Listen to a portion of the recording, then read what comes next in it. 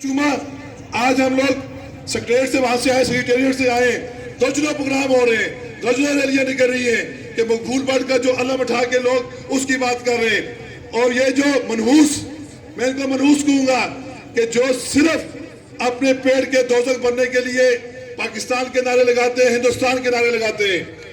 हिंदुस्तान को वो लोग पसंद है कि जो हिंदुस्तान का नारा लगाते हैं, पाकिस्तान को वो लोग पसंद है जो पाकिस्तान का नारा लगाते हैं। उन्हें इससे कोई सरोकार नहीं है कि सरकारी जमीनों पे कौन जो है वो कब्जे कर गया, उनको कोई सरोकार नहीं है कि सरकार का पैसा कौन खा गया।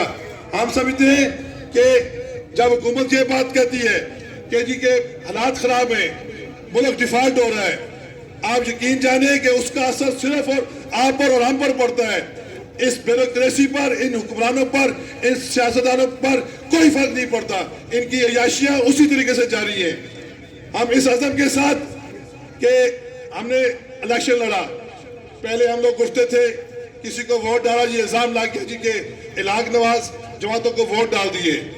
हम अपने अपने इलाकों में, अपने शहरों में, अपने हल्कों में वजन रखते हैं। हमने कहा ठीक है जी, वोट डाला गलती होगी जी। हमने खुद इलेक्शन लड़ा और जी आपने इलाके पाकिस्तान का लफ्ज़ उठा लिया। हम ये समझते हैं कि हमें कोई अमेरिका का सदर भी बनाए, अपने नजरिए से, अपनी सोच से एक कदम पीछे हटना जो है हम गौर नहीं करेंगे। हम हमेशा मकबूल बट के नजरियात पे, कश्मीर बनेगा खुद मुख्तार के नजरियात पे हमेशा कारबंद रहेंगे। कौंसलर हो, MLA हो, कोई प्राइम मिनिस्टर हो, वो कौम परस्तों के जूते की नोक के ऊपर है। दो नारे लगाऊंगा,